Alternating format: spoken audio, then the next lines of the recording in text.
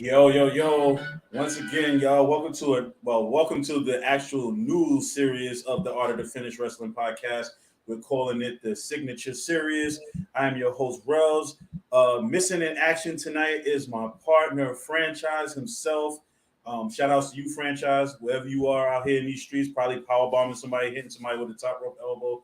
But tonight, he tagged in the other partner, the third man from the Late Night Flight podcast, the man himself, Nassor. What is going on, brother? Yo. It's the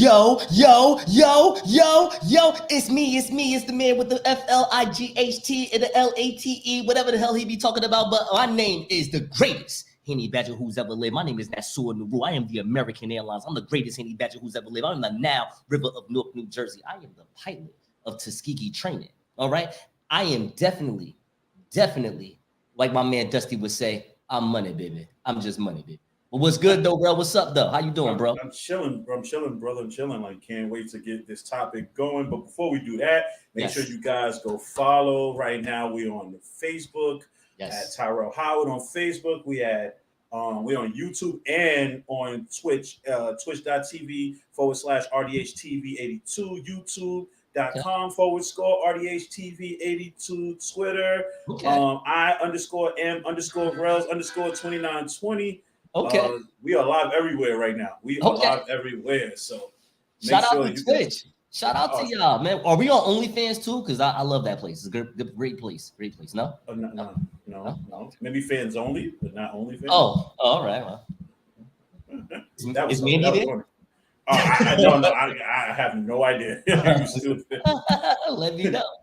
But before we get into it, how was your weekend though? Oh man. So for those who do not know who I am, and you're going to be seeing the third man brother running around here a lot more on the Art of the Finish podcast and also on the Evening Rush Network. The thing is this, my homegirl, she have a little sister. Little sister had a birthday party. Shout out to my homegirl Tay. Shout out to her store. She got a store. If you go on Instagram, it's Chapeau_way. So I don't know if you ever see that blue derby I be having on when I want to get on my Pharrell Future. I got one of those type of hats. She made that for me. And if you never saw the hat, I'm pretty sure you have. Most people have. It has the Late Night Flight on it. Got my image on it. Under the brim, it says pilots on it. She can customize your stuff, bro. She could definitely make an Art of the Finish hat for you, no problem. Oh, that's what's up. That's what's up. Make sure we'll plug it in one more time before the show is over. So if anybody is looking for something or anybody want to order, we definitely get you. But just to finish it off, we had a great time at the party, hookah and drinks and all that good stuff and women. And then we was at some hotel party where it was a pool and it was just women and drinks and it was chilling. And for some reason, people wanted to play this game called Massage Therapist. And it was a great time. Great time by everyone. All right. If I had a paralegal, I would have ran the WWE. Anyway. So pretty much you are. Oh, you stupid. I got that joke. It took me a second to get it, but I got it. I'm about to call you Vincent McNaru. There you go. I love it. There you go. You got no chance. Yeah, you stupid. But so I'm thinking about I wanted to find something, to start off this signature series. Yes. The plan is to try to do this every Sunday at 7. Times may change, things may change, but I wanted to start off with thinking about something when it comes to like WrestleMania season. Mm-hmm. And one thing that has lacked in a long time has been very important Intercontinental title matches at WrestleMania. Yes. Basically, Vince McMahon really didn't care too much for the secondary title, so they really played third fiddle, sometimes fourth fiddle. Sometimes they weren't even defended at WrestleMania over the last few years. Right. So I wanted to, give a little shine because, Gunther's been holding it down for the last couple of months. Yes, sir. Shout outs to Gunther. Shout outs to Imperium. Shout outs to Triple H for actually reviving the Intercontinental and U.S. championships. Yes. So, I wanted to give some light to Intercontinental title matches, specifically WrestleMania Intercontinental title matches. So, what was your criteria for when you picked it out? Because we're going to do a little something different tonight. He actually picked out the Intercontinental title matches. Right. And, we're doing this. He considers himself a casual, and I consider myself a hardcore. So, the Art of the Finish Wrestling podcast is where the hardcore and the casual meet somewhere in the middle. So, and by the way, we're talking. And by the way, I just want to piggyback on what you just said because everything you said was great. For those who do not know, when we say hardcore and casual, we're talking about wrestling. I don't know what you're talking about. All right, watch yourself. Watch yourself. You didn't get the joke. Hardcore. Come on, man. Come on. I'm trying to give you this gold over here. You're playing. Listen. I knew where you was going with it, but you have to warn me first. Like,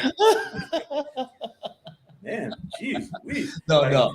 But he is right. I consider my character. My character is a casual. In a sense, I grew up getting everyone took that break out of wrestling. Mm-hmm.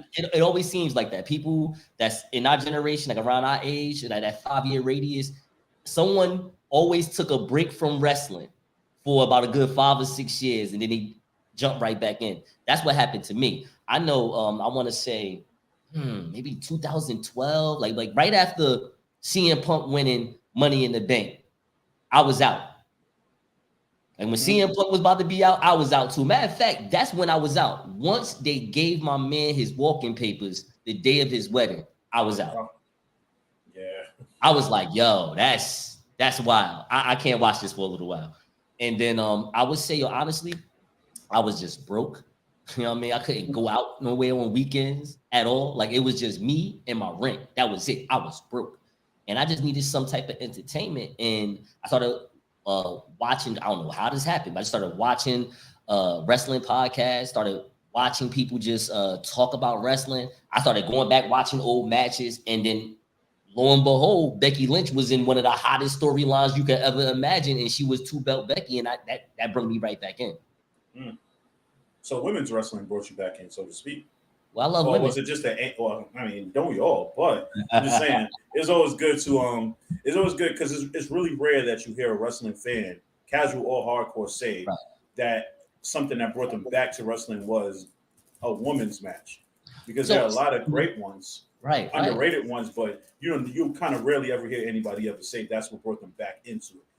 For me, just like for those who do not know, we just had a great show this past Thursday where we talked about the things that basically the reason why we get tired of the complaints of wrestling. Like, we should just all just get down and get involved with wrestling. Pro wrestling is one hell of a business now, inside and outside the ring.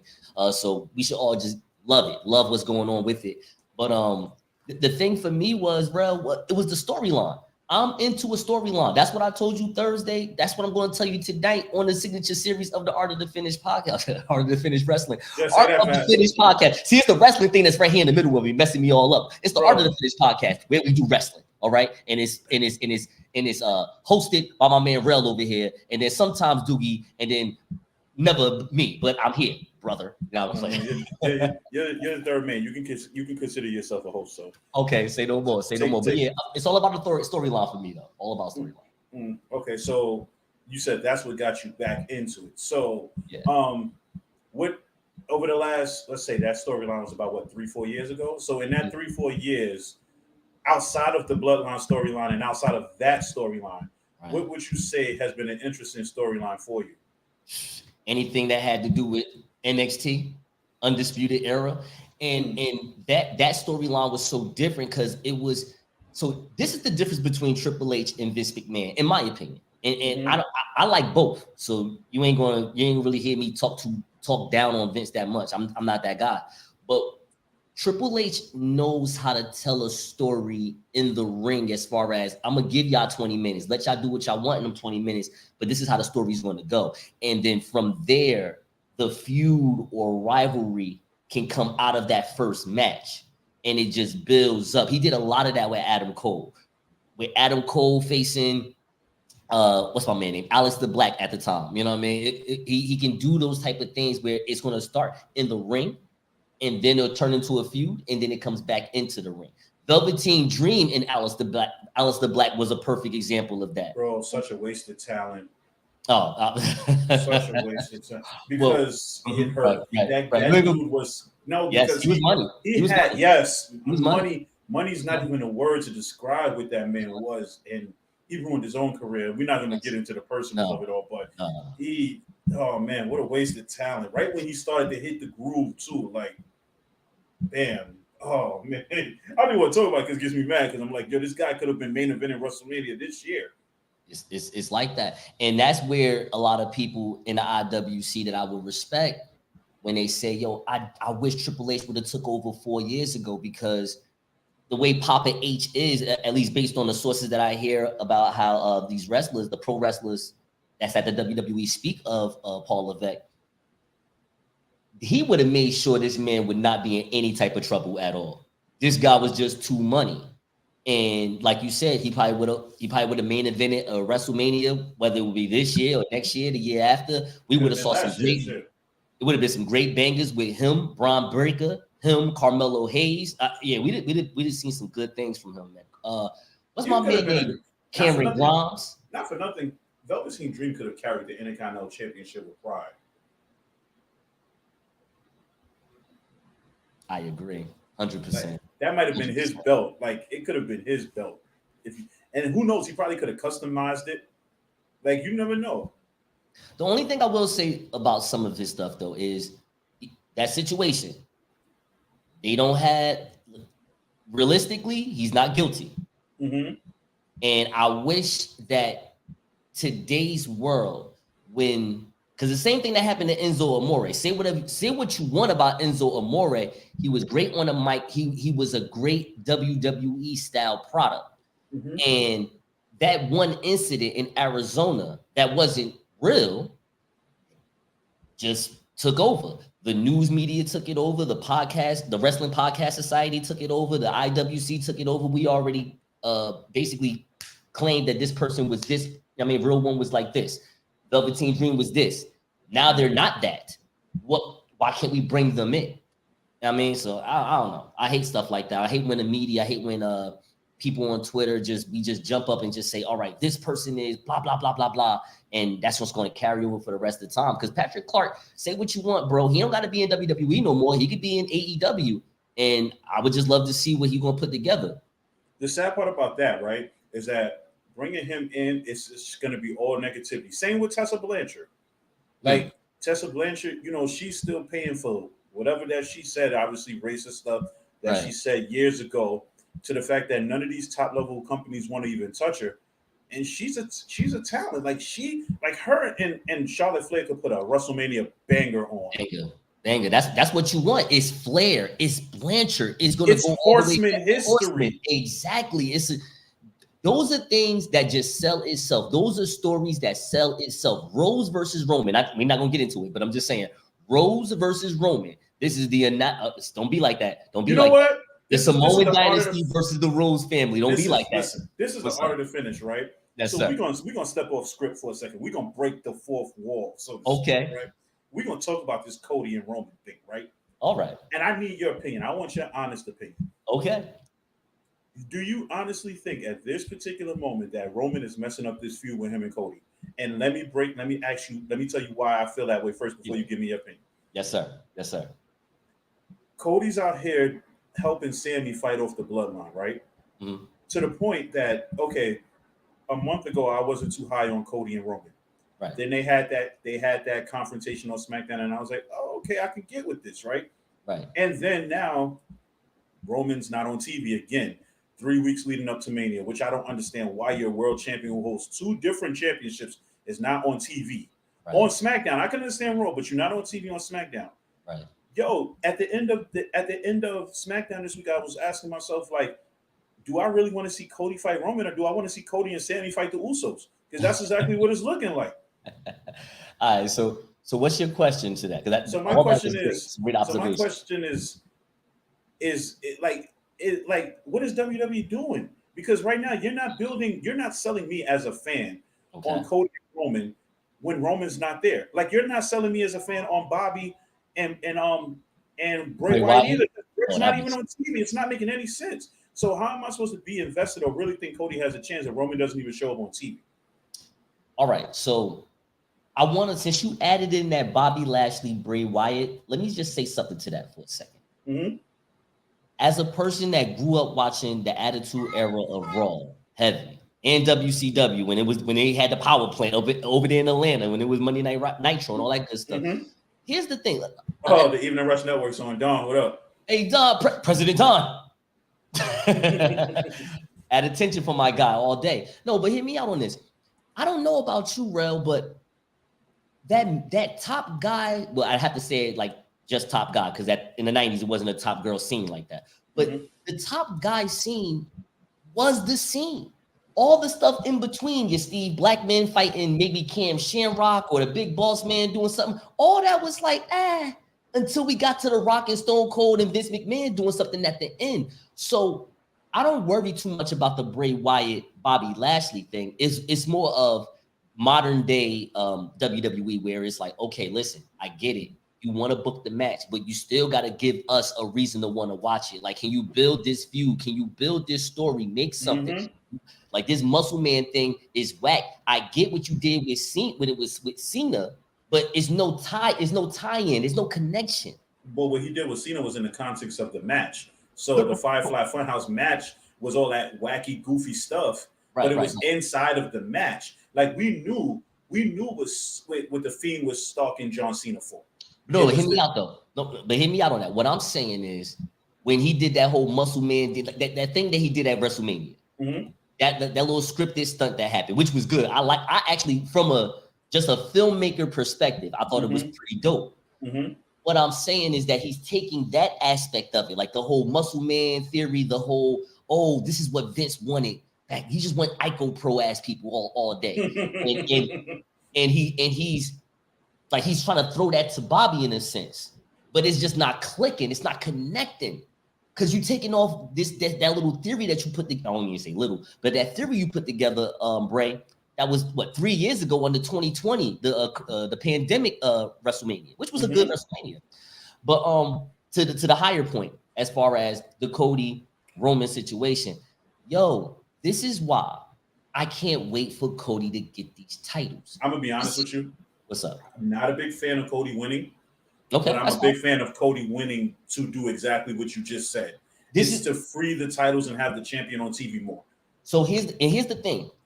I'm going to give Roman his respect, because he is like, listen, I'm on some part-time stuff now. I'm going, like, you see what the contract is.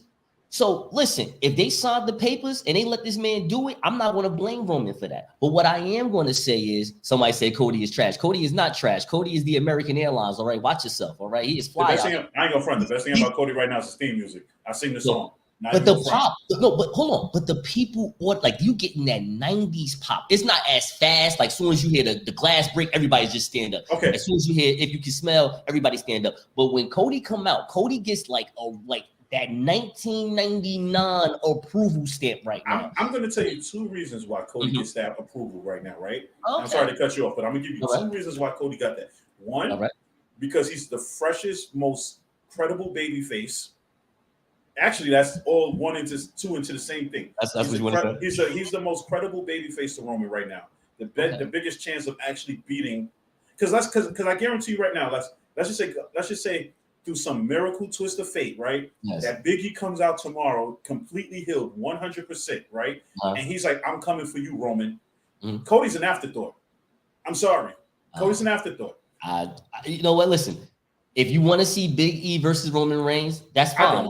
You're not okay. I'm just saying, but if that's what it is, you're not going to hear me complain about that. But look, Cody is going to be the guy that's going to do the one thing that this wrestling fan, casual or not, this wrestling fan is going to love. When he wins those titles, guess what he's going to do? He's going to be on SmackDown and he's going to be on Raw. That's what I want to see my champion do. I want my champion to be on both shows because he's the champion. You don't need to have 2 different champions like everyone else been talking about. I personally don't believe that. If Roman Reigns was on Raw and SmackDown, not only would both programs would get 3 million viewers per week, all right, it would the storylines would come together so much more. The fact that Cody is not getting to fight Roman up close each week in, week out, yes, can make it a little mundane and bored. However, this storyline in total is just it's really good right now. It's just really, really good. And they found a way to make the storyline the next chapter. So I'm not saying I'm done with Sammy, but I'm done with Sammy and Roman. I'm more into Cody and Roman now. I want to see what that's about to look like. This is the next chapter of the bloodline. And that's the problem. I'm not into it now. I'm into Cody and Sammy being teammates to take the Usos down because that's what's being portrayed on TV. Okay. How did Monday night end? With the kick. The kick her around the world. No, but how did it end? Who was in the ring when it went off? Oh, Cody and Sammy and Solo and the Usos. Well, in the Usos. I'll say how like did that. it end? How did it end Friday night? It ended same way technically. My point exactly. So why is the world champion not there? Why is the world champion? And he was supposed to be there. So what happened? Oh, storyline. I know. Storyline. I mean, no. I'm with you. I'm just saying. I respect what you're saying. I'm just answering your question by saying it's the storyline. No, bro. I understand. I'm with you on that same thing. Oh, we okay. All know. You pay attention to this bloodline storyline. We know. Hey, what's going on? If you pay attention to this bloodline storyline, we know that Roman not being there was part of a storyline.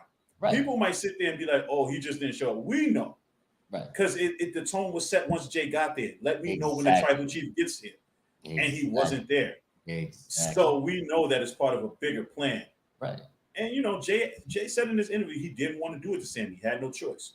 So at the end of the day, he's there for, like I've been saying for weeks, he did it for his brother, not for Roman.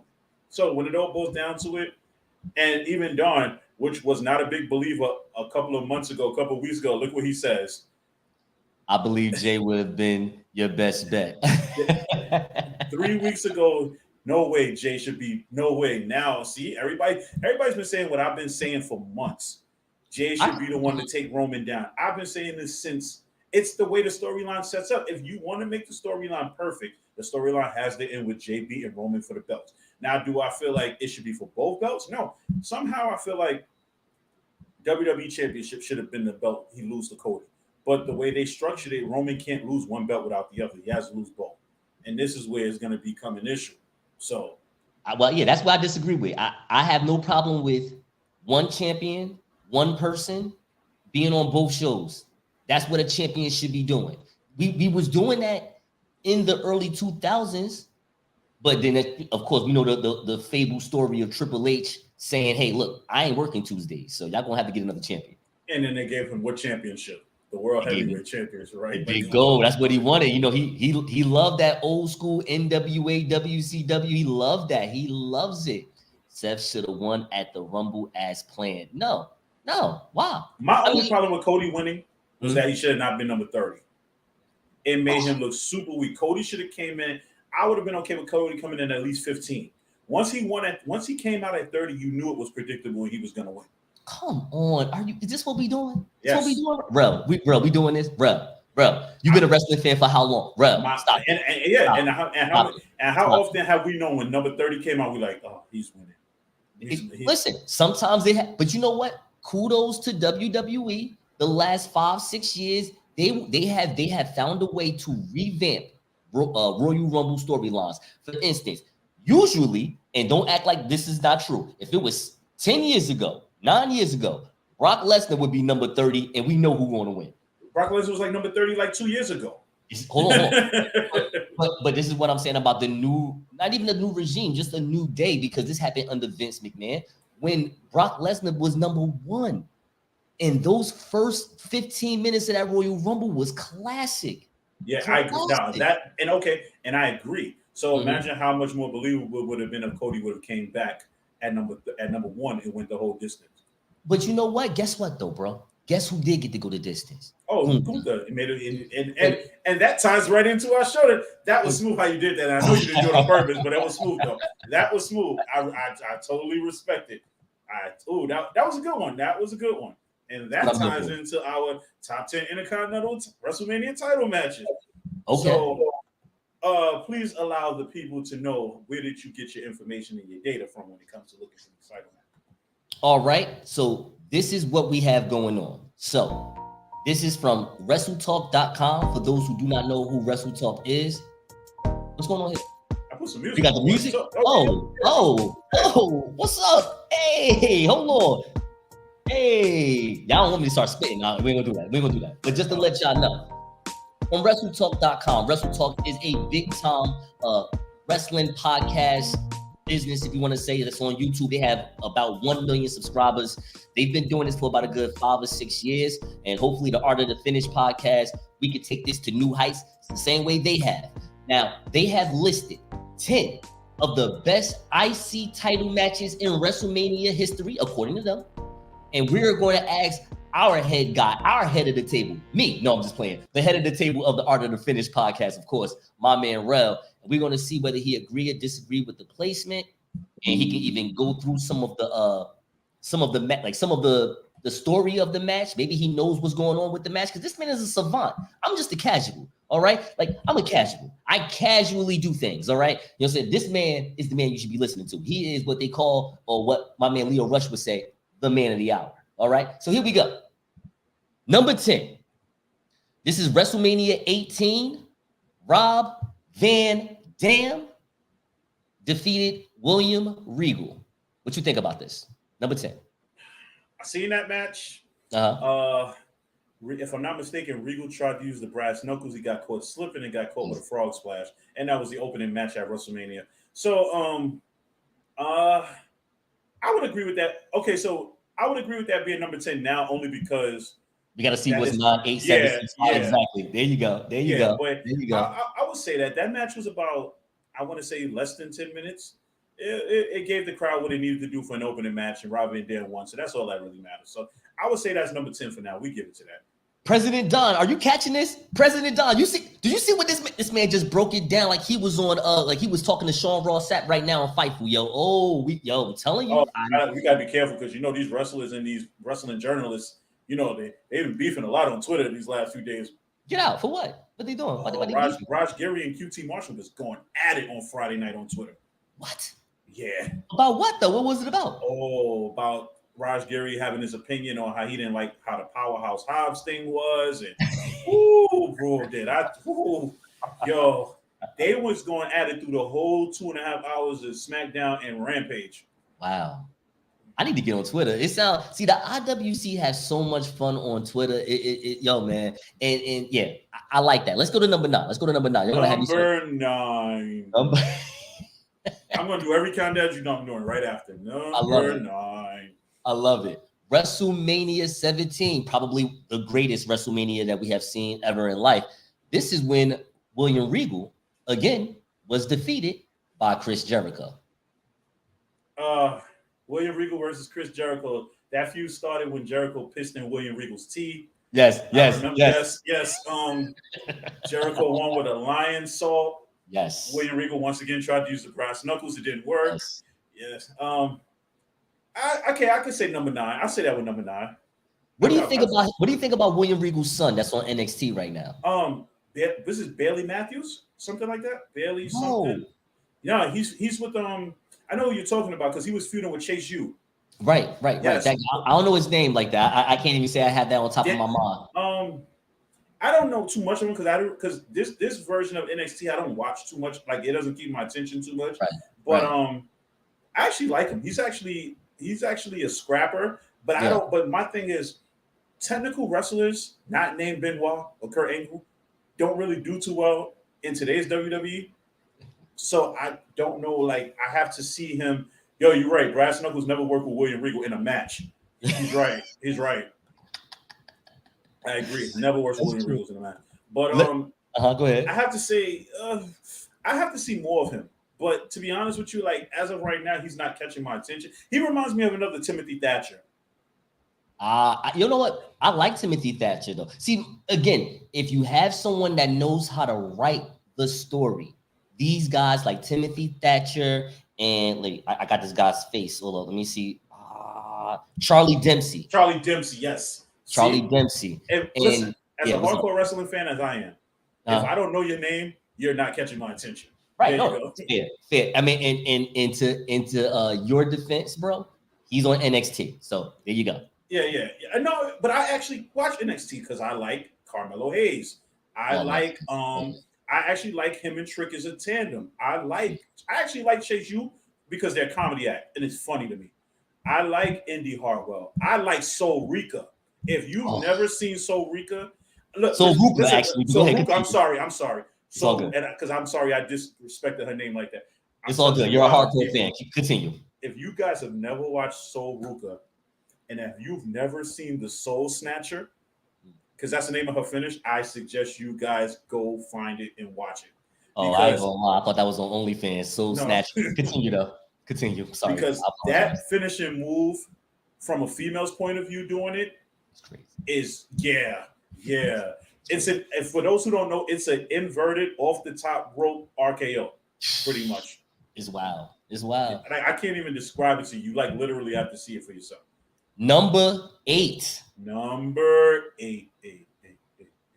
WrestleMania 2000. Chris Benoit defeated Kurt Angle, who was the champ, and Chris Jericho. Remember, Kurt Angle had the European Championship. He was the Eurocontinental champion. Exactly. There you go. Talk about it. Talk about it.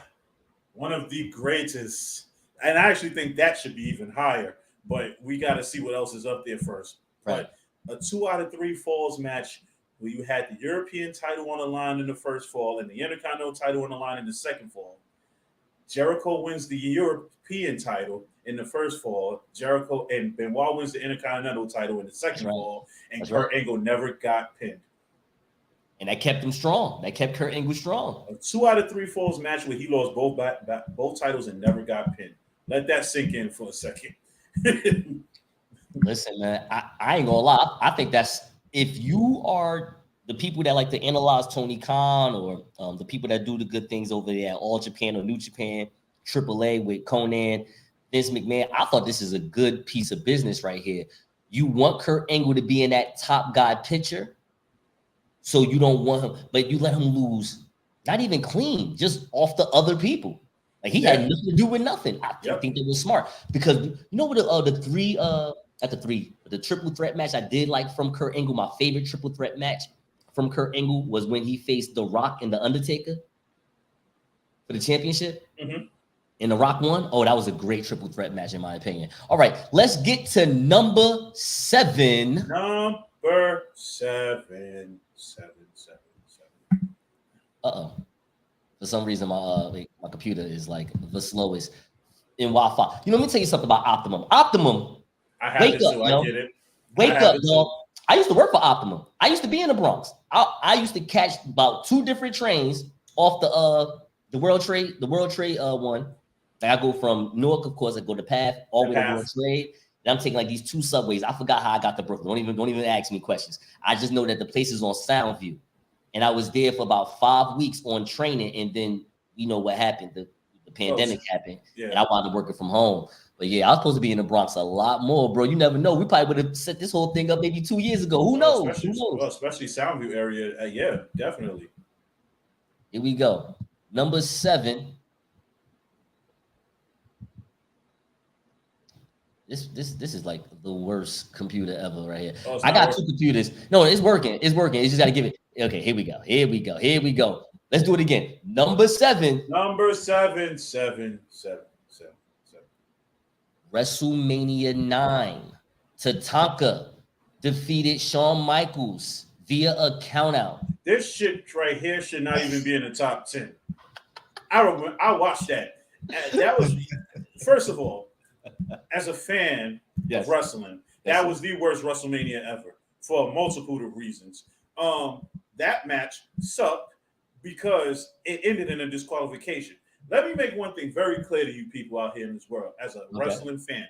WrestleMania title matches should never end in a disqualification ever. If you don't think that Shawn Michaels should have lost to Tatanka when Tatanka was red hot, don't book the fucking match. Don't do it. Like, I'd rather, if that's the case, then you should have did it with a Tito Santana or something. It is somebody that you know Shawn Michaels could have got a victory off. It makes your Intercontinental champion look weak, and it makes Tatanka look whack because he still couldn't beat Shawn Michaels for the belt. Never got a rematch after that. So what was the whole point of the match? And we know what happened at the end of that pay-per-view. We know what happened, brother. We know what happened. We know what happened, brother. Yeah, it didn't work for me, brother. Oh man, it was terrible. Just put the belt on Yoko. No problem. One of those rare Samoan L's. Yeah. All right. Number 6. Number 6. I ain't gonna lie. I kind of, this is because I watched it earlier. I like this match right here. I love the promo that these 2 did right before the match. And one more thing before I even tell you what this match is. I already know what it is. All right, no problem. But I am a fan of the small entrance when it's like a large group of when it's a large arena, I like the small entrance. Let the talent just walk out. Let the people go crazy. Yo, this is WrestleMania 8, and this is what's happening. I knew it. Once you Bret said the that, Hitman Hart defeated Roddy Piper. This was one hell of a match. The ending, we saw like we see this now with the Oscar lock, where people will find a way to flip over and just pin you while you're stealing that Oscar lock. Same way Bret Hart. It's the same way Bret Hart beat Stone Cold at Survivor Series. Exactly. It's the same way. Exactly. Only difference is it was a sleeper and not $1 million dream. There you go. So talk about it. So leading up into this match, yes, Bret Hart at the Royal Rumble was supposed to fight the Mountie. Yes. Bret Hart had a fever. Couldn't fight. So instead, they let the Mountie beat Bret Hart in like this real quick match. And the Mountie beat Bret Hart for the this was actually the Mountie beat Bret Hart at a house show. Yep.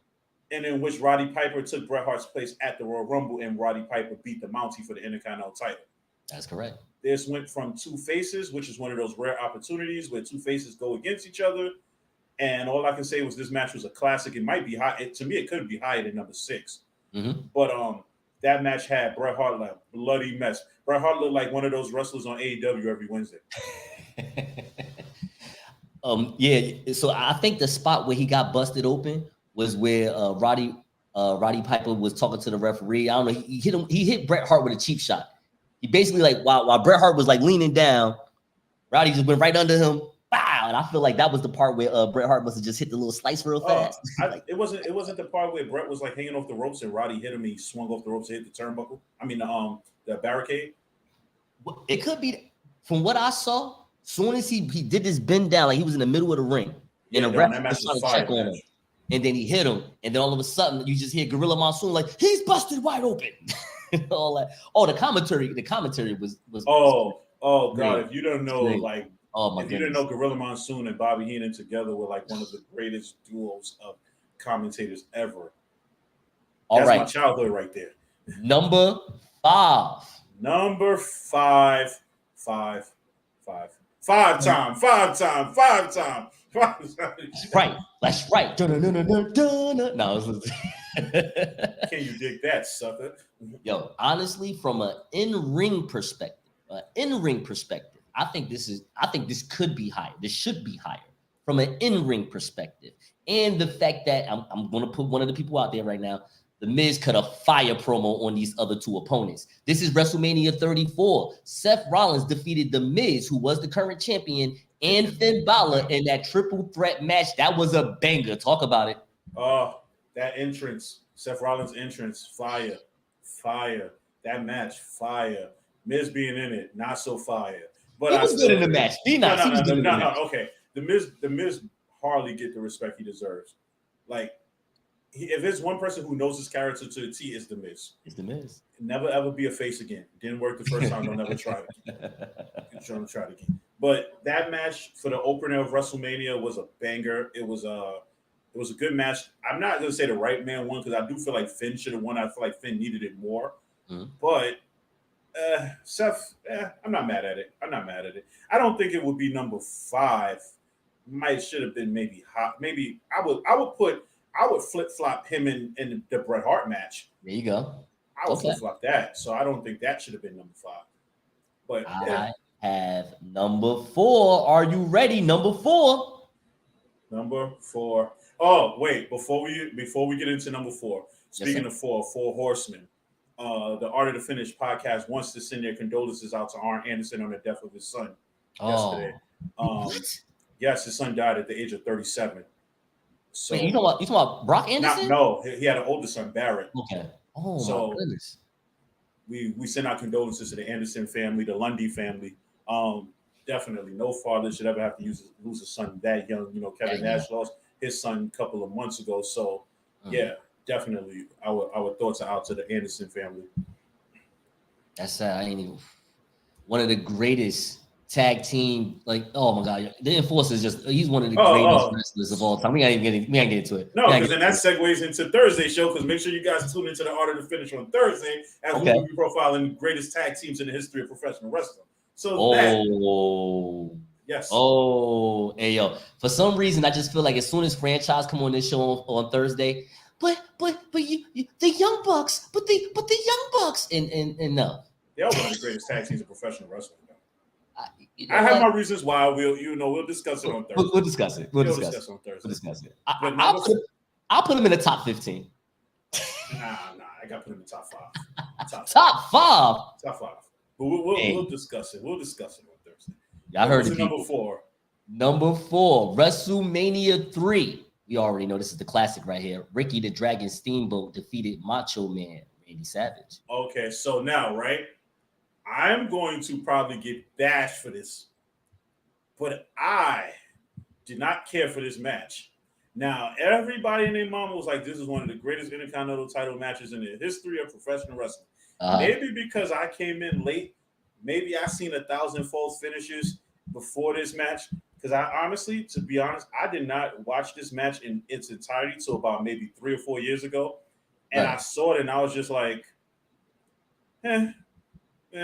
Oh, come on. You met on this? You said met? Yeah. That's what you did on this? Yeah. I put Bret Hart. I put Bret Hart and Roddy Piper before this match. I mean, you got to realize, in my opinion, based on what you said, everything you said is fine. Remember, you're the historian. I am not. But based on what you said, I mean, Roddy Piper and Bret Hart was 5 WrestleManias later, where WrestleMania was a little bit more grander, better. WrestleMania 3 was popping though. I mean, they had the Giant versus I said the Giant. Oh wow, Andre the Giant. They had Paul White versus Hulk Hogan. No. Then no. Yeah, technically yes, but no. Andre the Giant versus Hulk Hogan, WrestleMania 3. And that was a popping one. That was a popping one. He said Rails on drugs. He is not. He is being the historian. That should have been number 1. Really? You think so? Oh, that's why he's saying you on drugs because you're saying this match wasn't all that. Yo, this match was very good. And I think because what it is the timing of it, the year that it took place. You got to see, it's like basically watching Seth Rollins and Finn Balor at their best, but it was 1980 something. All right. This was great. This was a great match. You get to watch Macho Man do that double axe. Now you're gonna have me start talking about Velveteen Dream and why I used to like this guy back in the day, because he was just doing all those classic wrestling moves, and he's just a great character. Macho Man, for me, is my second favorite wrestler ever. He's one of the great. This man, he's in my top 10. I love Macho Man. He's in my top 10 too. He's amazing. All right, let's get to number 3. Number 3, triple threat. Number 3. Well, this isn't a triple threat. This is actually a ladder match. Daniel Bryan defeating Wade Barrett, who was the current champion at that time. R-Truth, what's up? Luke Harper, rest in peace. Dean Ambrose, Jon Moxley, and Cody Rhodes, who was Stardust. No way this hell should have been number 3. I don't know why this is number 3. This should have been. I would have been okay with this being number 7. Now, not to cut you off, but I do want to say this because I got to talk about my boy Franchise all the time. I'm gonna probably make that the storyline with me and Franchise, just bick and bitter, like 2 14-year-old kids and stuff, just have fun with it. Because in my opinion, I feel like he would love this match because it's a spot-heavy match. The match had a lot of spots in it, bro. I mean, come on. We talking about that power bomb that what's my man name? Luke Harper, rest in peace again, did to my man Dean Ambrose off that ladder was crazy. I'm not saying that it deserved to be number 3. Me personally, I probably put it number 7, number 9 or 10. You know what I'm saying? But what was your thoughts about this match? Had some great people in there. Right. A lot of AEW talent in that match. Wrestling only has one royal family. Let's see. What else about that match that I care about? Nothing. Moving on. So what's next? Oh my God! All right, I'm being a heel tonight. In case you haven't noticed yet, you are going to hate this then because we about to run this back like it was John Cena versus The Rock 2011 and 12. All right, here we go. WrestleMania 32. Zack Ryder. Defeated Kevin Owens, Dolph Ziggler, who was the current champion at the time, The Miz, one of the greatest Intercontinental champions that have ever been, by the way, Stardust. Cody. Sorry. Have you started to notice a pattern here? Sami Zayn and Sin Cara in the ladder match. Okay, so Sin Cara. Okay, so can you run through the wrestlers again? Yes.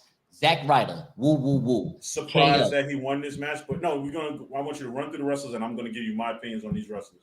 Okay, so let's start again. Zack Ryder. Proud that he won the match. It was a surprise. I actually liked it based off the fact that you got 80,000 people to do woo woo woo. WWE Kevin dropped the Owens. ball with him for the second time on that. Okay, my Um, apologies. My apologies. Kevin Owens. Great wrestler, almost died because he took that back suplex into the ladders. His head Yes. went right through the ladders.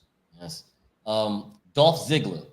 One of the most underrated wrestlers in WWE, staying for the paycheck. I think he should be in AEW just to see what he could do before he retires.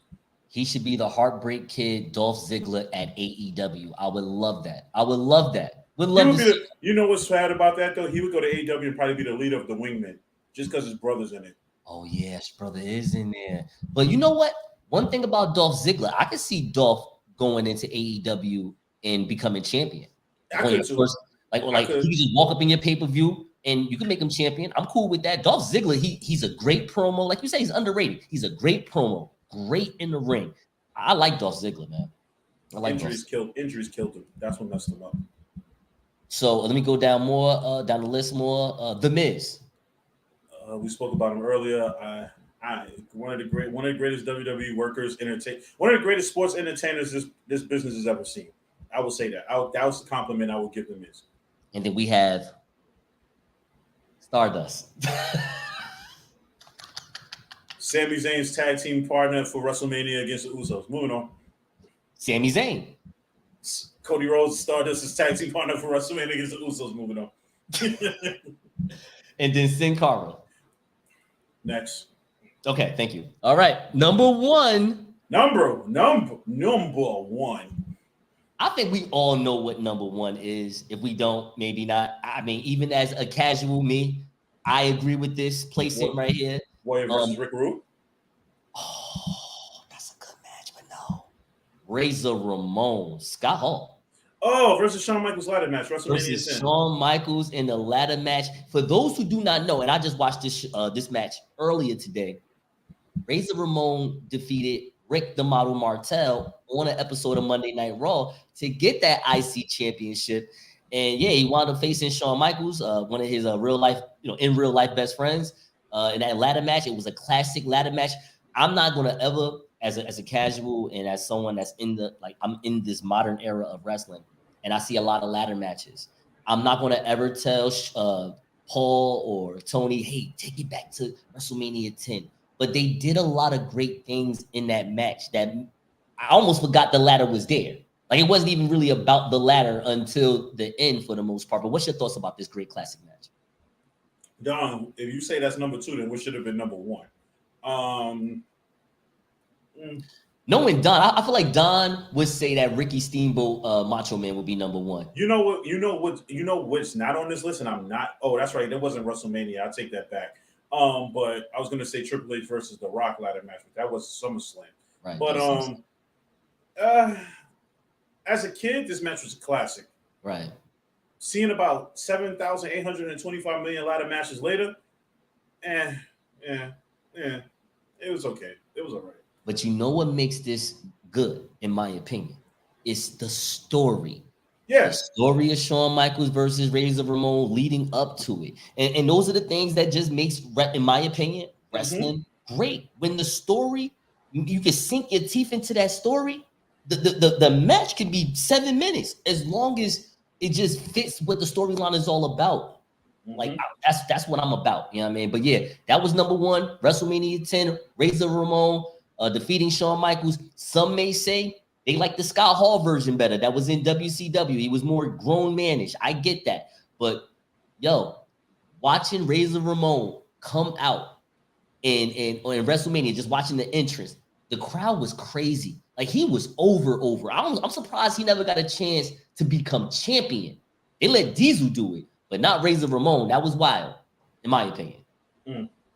So, looking at this on Sportskeeda, right? Yes. They have their own version of top 10 WrestleMania Intercontinental Championship matches. Okay. Well, first of all, I want to say, before I read these top 10, I want to say No, I know the storyline, Don. The storyline was Shawn Michaels got suspended. Come on, you can't put these wrestling stories behind me and don't think I don't know this stuff. Shawn Michaels got suspended. They stripped him of the title. Razor Ramon won the title in the Intercontinental tournament against Rick Martel. Shawn Michaels came back with his version of the Intercontinental title because he said he never lost it. And then since the match at WrestleMania happened, come on, you got to be a little. Come on, Don, you gotta hit me with some tougher questions. Like, come on.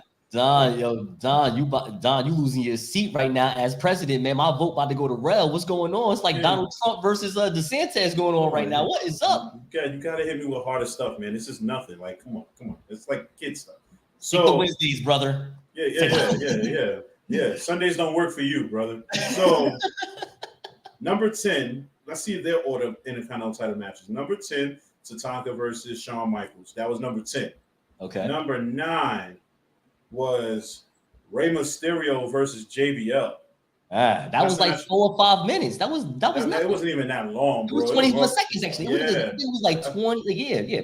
The highlight of that was that Rey Mysterio came out with the Joker outfit. Yes. Number 8, Chris Jericho versus William Regal. We talked about that. Number 7, Zack Ryder versus Kevin Owens and 5 others in a ladder match. They don't even care about the other 5, and Cody's one of them. Number 6, Daniel Bryan versus Bad News Barrett and 5 others. Once again, they don't care about that either. Number 5, Benoit versus Jericho versus Angle. Okay. Number 4, Bret Hart versus Roddy Piper. Okay, they got them two notches up. I like that. Yeah. Oh, you know what's crazy? What they got? Oh, why we not thought about this? Yo, us as wrestling fans should be ashamed of. Okay, so before I tell you what that number 3 one is, yeah, I'm gonna go with number 2 and number 1, right? Number 2, Ricky Steamboat versus Macho Man. Number 1, the ladder match. Right. Number 3, which we did not even put into account, Ultimate Warrior defeating Hulk Hogan at WrestleMania 6 because Ultimate Warrior was the Intercontinental champion. The belt was on the line. Why did we not think about that one? So I ain't gonna lie. I took the 10 that was on Wrestle Talk. I did read some articles that did have that match on there, and if I had my own list, I ain't gonna lie. I'll probably put that like number 9 though. I don't think nobody thought about it because everybody just thought it was for the world title, not realizing it was both belts. Technically, Hogan would have won. He would have been an Intercontinental champion. That would have been weird though if you think about it, but technically, Ultimate Warrior did put his Intercontinental title on the line, and it was against Hogan. And for money-making purposes, that's the biggest money-making match probably ever at a WrestleMania.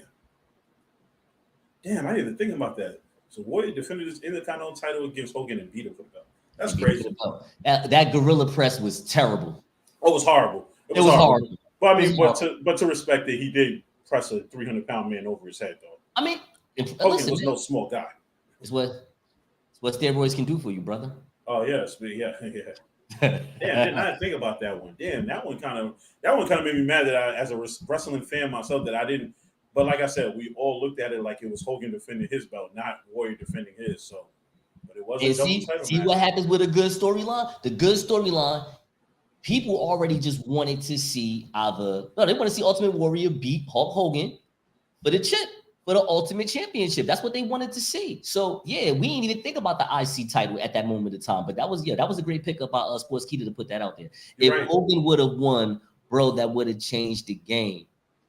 How much of the game? If I may speak to President Don, how much of the game would it be changing? Because Hulk Hogan was the hottest thing running in the 80s and early 90s anyway. But you know what's crazy? Like, I think I know where he's going with that. Because if Hogan would have won that match, Warrior's career would have been essentially dead in the water after that. It would have almost been like, where do you go from there with Warrior? I mean, technically, and I say this respectfully. His career was dead in the water after that match anyway. That's what I was about to say. I was about to say that respectfully because, he ain't here no more. I don't want to disrespect, but where was he? I mean, he's the greatest WWE legend that probably worked for less than 9 years. Like, think about that. You know what I'm saying? Like, he took a hiatus. No, I'm gonna give you one better than that. The greatest WWE wrestler to work for less than 9 years is Stone Cold. Right. Because if you really think about it, Stone Stone Cold's career really didn't last that long in WWE. It was from like 99 to no, it was from like 96 to like 2002. That's true. That's So true. That's a good point. it's after WrestleMania 19, it was over. Well, we know how one career turned out versus the other, but they both legends though. The Rock's career wasn't that long either, if you really think about it. 7 years of wrestling. 7 years as far as in that Attitude Era. 7 years straight up. Mm-hmm. Yep, and then he got on to be the biggest thing ever. He got turned into the biggest thing ever. Darn, that probably was his best matches with Savage Warrior. And Did you like Warrior's run when he was in WCW? Absolutely not. It was a complete cluster from the minute he stepped in the ring. Yes. His first match, his first night there talking. The best thing that came out of that was you got to see him team with Sting. And even then that was bogus because he never took his ring jacket off. Right, that was crazy. I don't know what that was about. What do you think that was about? Why he didn't take his ring jacket off? I don't know, because you can't say he wasn't in shape. Maybe he didn't want to. I guess he didn't want all of us to see all those red bumps on his shoulder. I think, if I'm not mistaken, I think he had a shoulder injury or something like that, or a triceps injury, and he wanted to kind of hide it. So, but it still made no sense. Is Rock considered the best wrestler in history? Nah, I don't think so. Maybe one of the best sports entertainers, but I don't think best wrestler in history, because it depends on what you consider best wrestler. Okay, would you consider The Rock better? Don, would you consider The Rock better than Roman? You got to look at it like that, because although The Rock had a great run on top, nobody since Hogan has had a run on top like this. Maybe Cena, but like to this degree, you're talking about a wrestler who's about to be champ for almost 1,000 days straight. When was the last time we seen that in the San Martino? No, that's a good point. That's a good point. I like to think of The Rock as, and I say this respectfully because I'm not even trying to compare him to this man, but it's just on a career level. The Rock is the 50 Cent of wrestling.